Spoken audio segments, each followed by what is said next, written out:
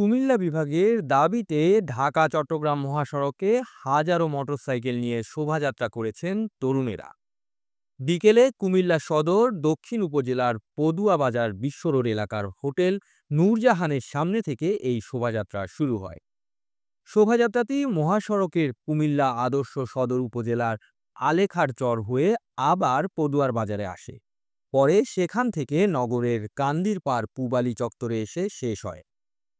কুমিল্লার বিভিন্ন এলাকা থেকে দলে দলে মোটরসাইকেল নিয়ে পদুয়ার বাজার বিশ্ব রোড এলাকায় জড়ো হন তরুণেরা।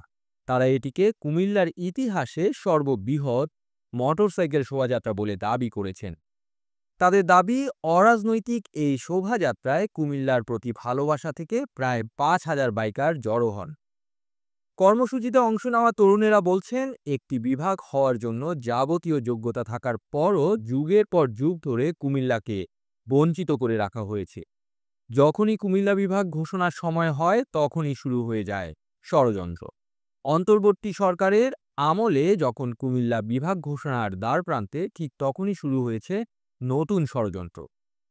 তবে এবার আর ষড়যন্ত্র করে লাভ হবে না। বিভাগ ছাড়া ঘরে ফিরবে না কুমিল্লাবাসী। শোভাযাত্রার সময় তরুণদের দাবি মোদের একটাই, কুমিল্লার নামে বিভাগ চাই। তুমি কে আমি কে, কুমিল্লা কুমিল্লা, মিল্লা জিল্লা কুমিল্লা কুমিল্লা, কুমিল্লা বিভাগ কুমিল্লা বিভাগ স্লোগানে উত্তাল হয়ে ওঠে ঢাকা-চট্টগ্রাম মহাসড়ক। কারো কারো হাতে মোটরসাইকেলে ও বুকে ছিল জাতীয় পতাকা। এই মোটরসাইকেল শোভাযাত্রাকে স্বাগত জানিয়ে অনেকেই দোকানপাটের সামনে দাঁড়িয়ে একাত্মতা প্রকাশ করেন।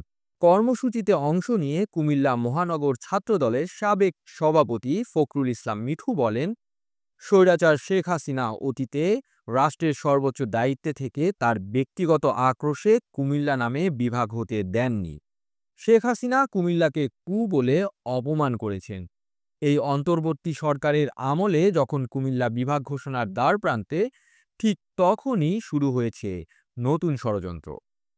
তবে কুমিল্লাবাসীর দাবির মুখে কোনো ষড়যন্ত্রই টিকবে না।